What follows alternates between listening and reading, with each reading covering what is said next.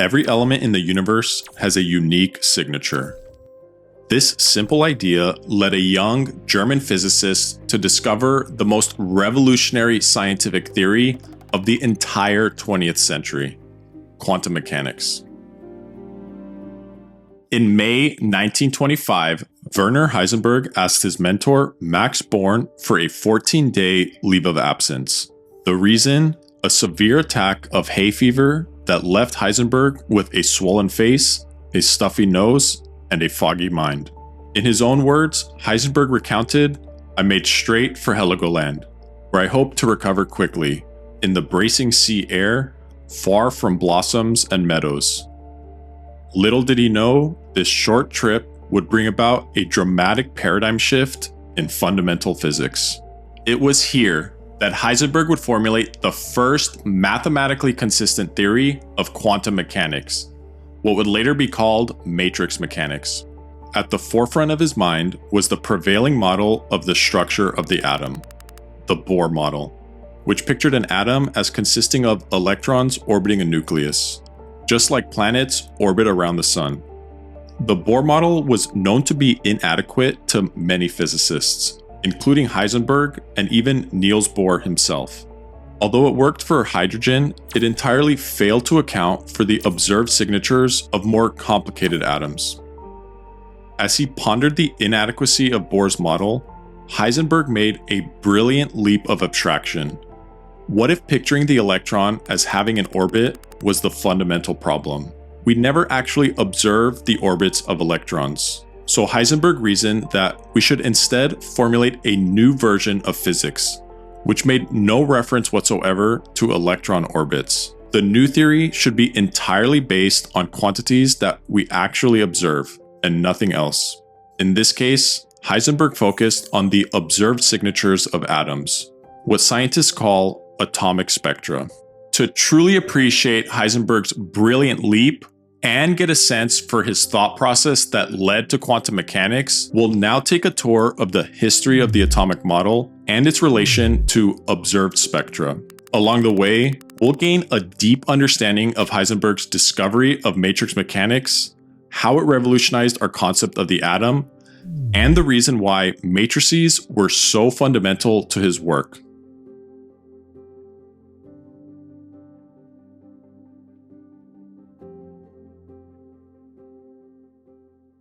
As early as 2,500 years ago, two philosophers, one from Greece and the other from India, both independently considered whether an object could be divided into smaller and smaller pieces forever.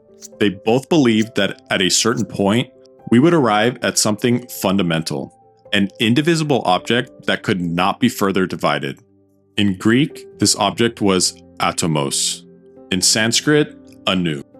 It wouldn't be until more than 2,000 years later that a modern theory of the atom based on scientific evidence would emerge.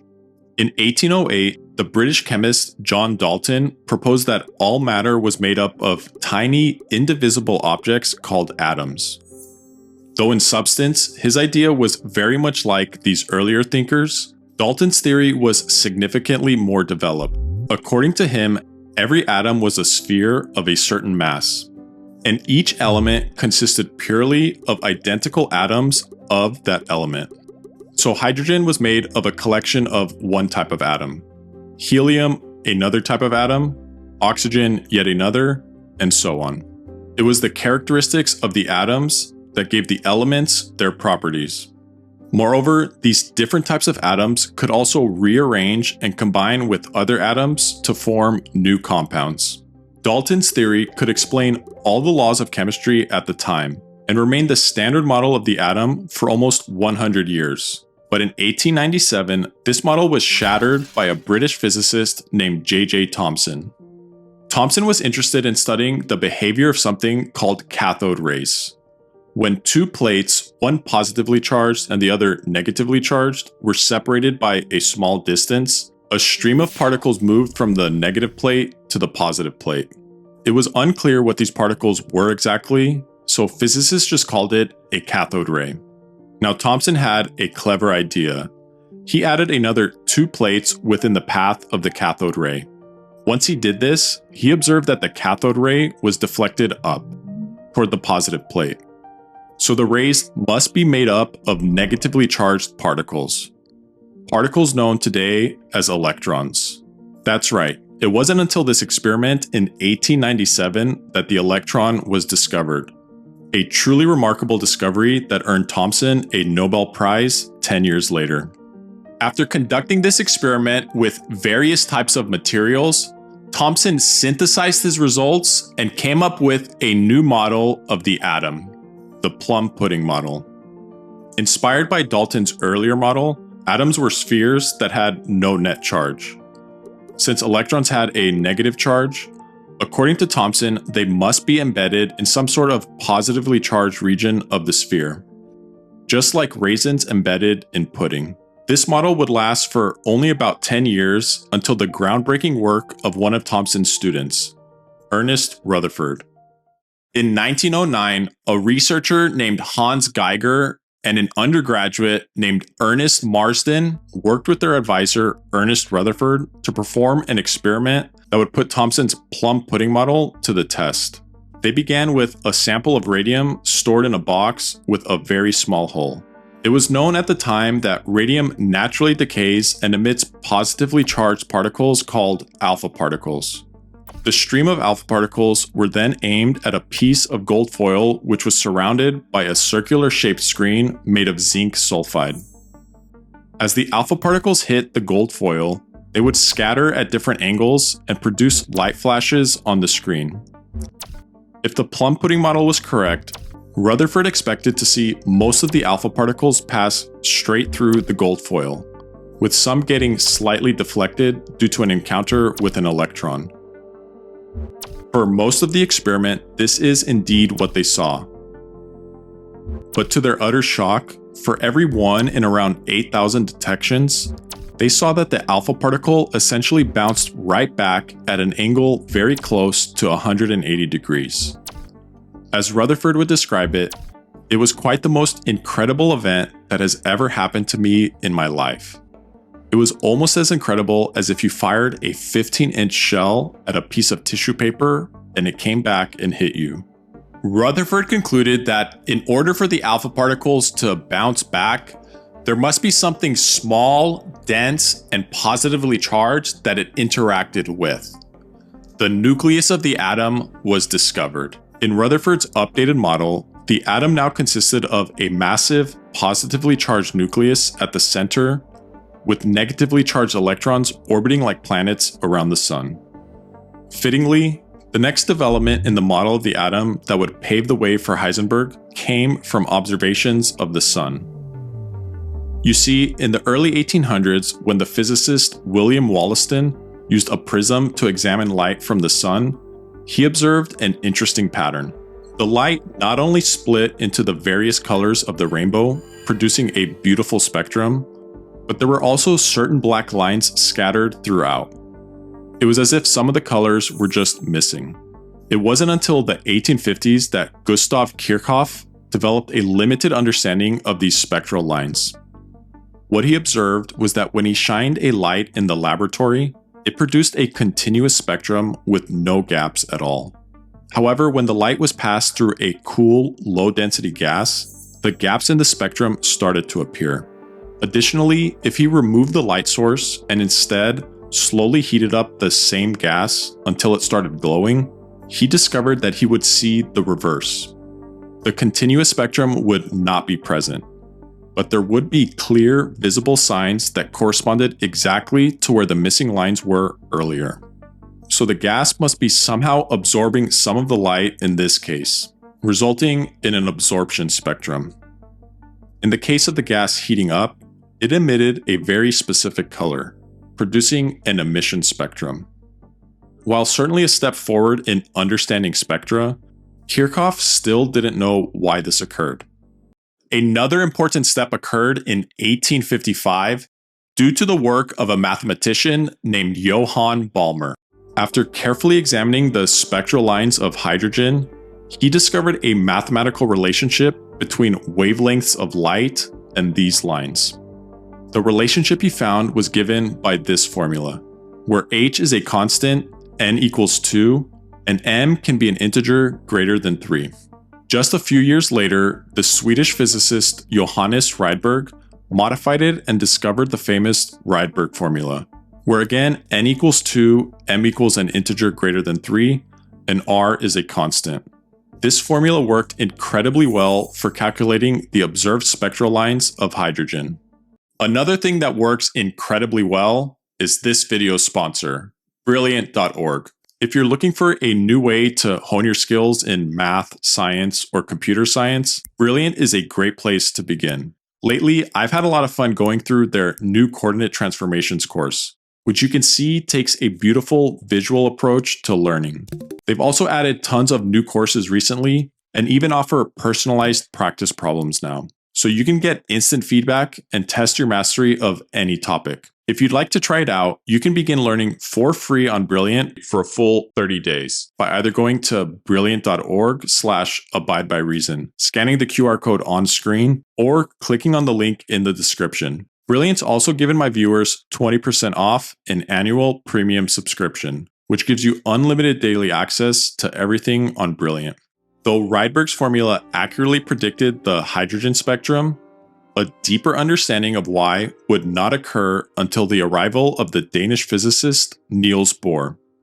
In 1913, when Bohr proposed a new model of the atom, he was well aware of the observed hydrogen spectrum. More importantly, he was also aware of a fundamental flaw in Rutherford's model.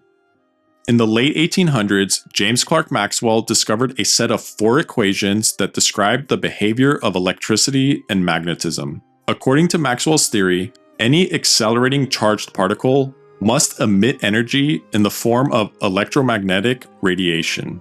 And since the electrons in Rutherford's model orbited the nucleus, they were continuously changing direction and thus accelerating. Consequently, they must radiate energy. So a huge problem emerged. If you combine Maxwell's theory with Rutherford's, the electrons should lose energy so quickly that they would spiral into the nucleus in a fraction of a second. In other words, stable atoms should not exist. Bohr's updated model of the atom sought a solution to this dilemma. It consisted of 4 postulates, with the first 2 directly addressing the inconsistency between Maxwell's and Rutherford's theory. First, he postulated, in agreement with Rutherford, that the electron moves in a circular orbit around the nucleus, with the acceleration caused by the positive and negative electrical attraction between the 2. Second, he postulated that Maxwell's theory just simply doesn't apply to objects as small as an atom. Even though the electron is constantly accelerating, it does not emit any electromagnetic radiation. The next 2 postulates were inspired by the recent work of Max Planck and Albert Einstein. As a result of his work trying to solve the famous UV catastrophe, Planck proposed that the energy of light can only come in integer multiples of some discrete amount, E equals hf, where h is Planck's constant and f is the frequency of light. This assumption, which Planck referred to as an act of desperation on his part, was simply a mathematical trick. He had no clue why it worked, but it led to an incredibly accurate prediction that matched the experimental observations of blackbody radiation. Then, in 1905, Albert Einstein took this further and showed that Planck's idea wasn't just a wild guess, but was actually giving us insight into the nature of light. There really were photons or discrete packets of light that had energies equal to hf. Einstein used this formula to explain the photoelectric effect, the phenomenon where light ejects electrons from a metal, which only occurs when a certain minimum frequency is reached. Influenced by Planck's and Einstein's quantization idea, Bohr's third postulate was that the electron cannot orbit at just any location, but rather could only orbit at certain fixed values. Values for which the angular momentum of the electron is equal to certain multiples of Planck's constant. Or rather, in this case, a factor of 2 pi came in and the angular momentum was integer multiples of h bar, the reduced Planck's constant. The final postulate was similarly influenced by quantization. As the electron moved between these fixed orbits, it did so by either absorbing or emitting a photon, where the energy of the photon was equal to the energy difference between orbits. This movement came to be known as a quantum jump, since it was believed to happen instantaneously. Amazingly, with this model, Bohr was able to find the correct energy levels of the hydrogen atom, and finally explain why hydrogen produced those spectral lines that Rydberg's formula predicted. As the electron underwent these so-called quantum jumps, it released a photon with a specific frequency of light, exactly coinciding with what was observed in the hydrogen spectrum.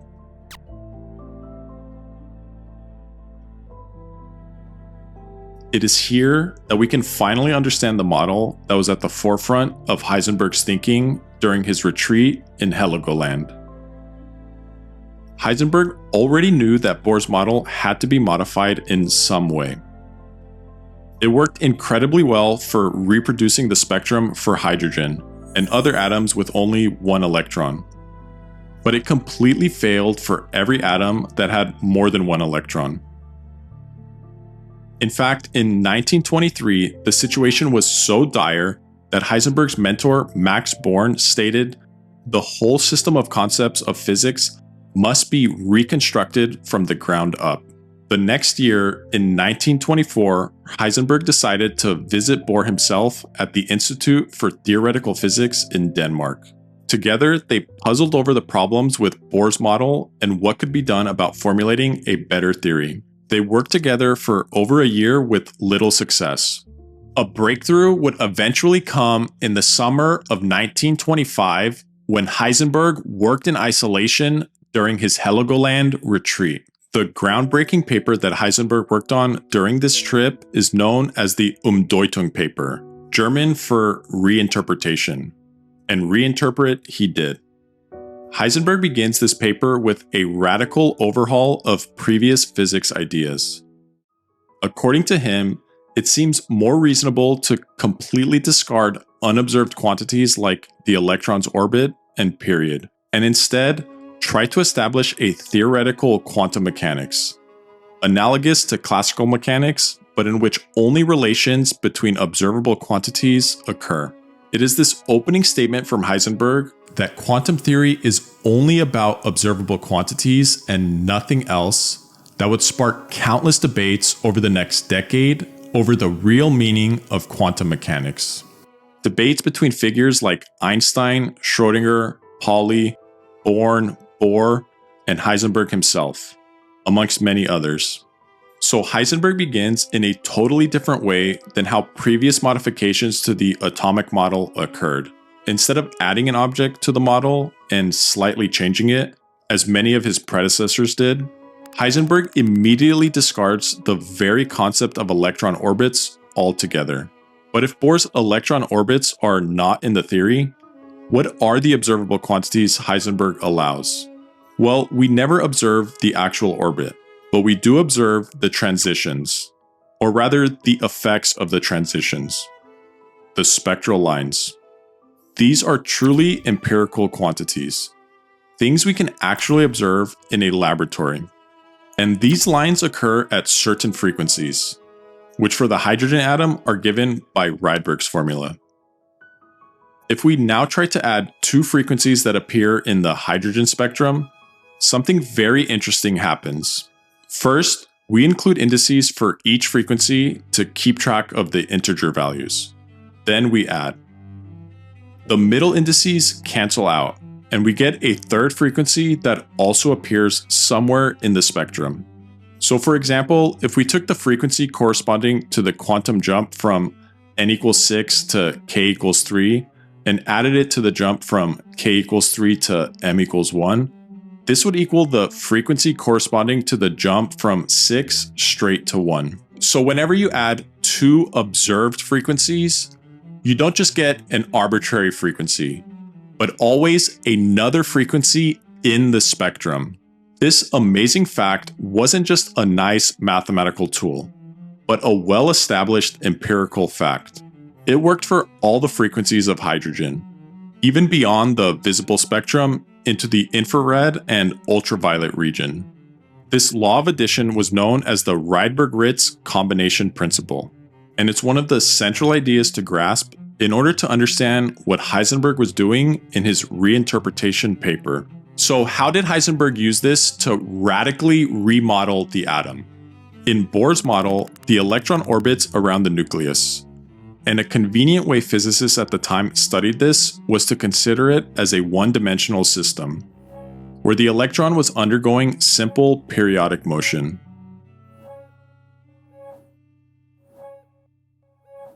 In classical mechanics, the trajectory of the electron here would then be described by some function x of t, and the rate at which it repeats itself, which is referred to as the fundamental frequency, omega.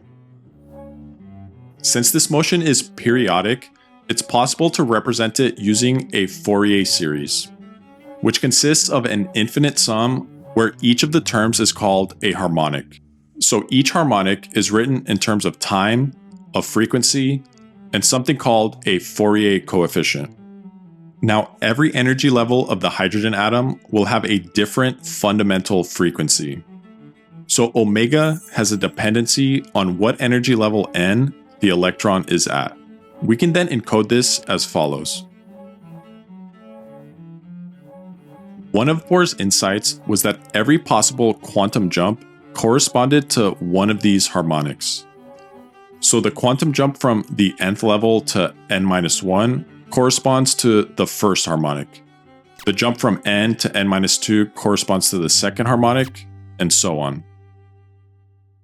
But remember, Bohr's model only worked for atoms with one electron, and failed for everything else. This is where Heisenberg's brilliant leap of insight comes to the rescue. Heisenberg wanted a theory that only relied on observable quantities, and we never actually observe this motion, nor any of these fundamental frequencies. But there are frequencies we do observe. The frequencies in the spectra. So Heisenberg replaced the fundamental frequencies with the observed frequencies, and the Fourier coefficients with corresponding transition amplitudes, which are directly related to the intensity of the observed frequencies.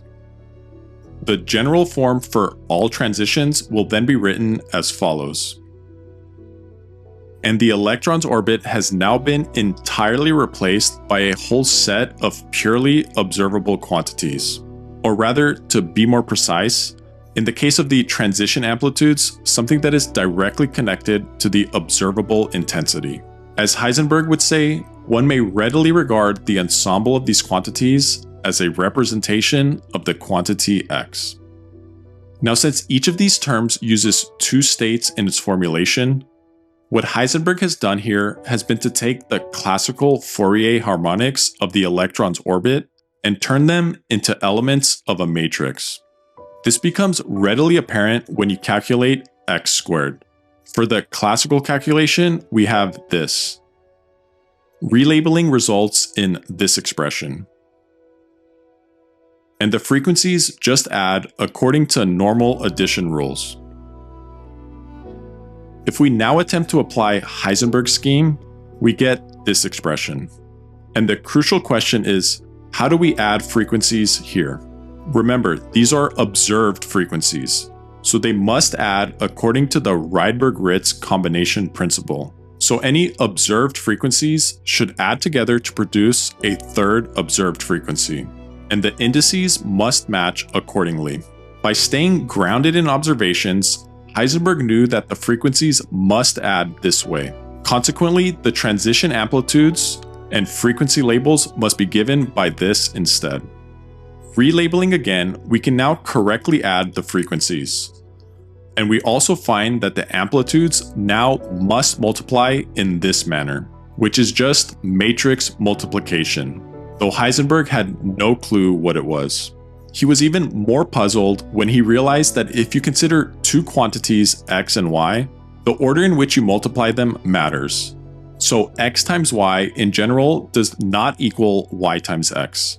A basic property of matrices, but a total mystery to Heisenberg. Reflecting on this important discovery, he said, "At first, I was deeply alarmed. I had the feeling that through the surface of atomic phenomena, I was looking at a strangely beautiful interior, and felt almost giddy at the thought that I now had to probe this wealth of mathematical structures nature has so generously spread out before me." Upon leaving his Heligoland retreat, Heisenberg finished up writing his paper and returned to work with his advisor, Max Born. He shared his new results and asked Born whether it was worth publishing. Born was also puzzled at first by seeing this strange multiplication rule, but soon it reminded him of something he had seen in a linear algebra course many years ago.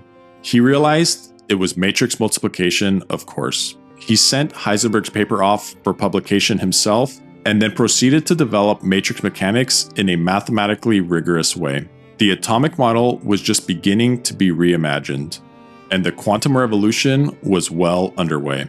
If you enjoyed this video, please consider supporting the channel by becoming a member. And if you want an even more in-depth technical explanation of Heisenberg's matrix mechanics, go check out this beautiful video by Dr. Jorge Diaz, which I learned an incredible amount from.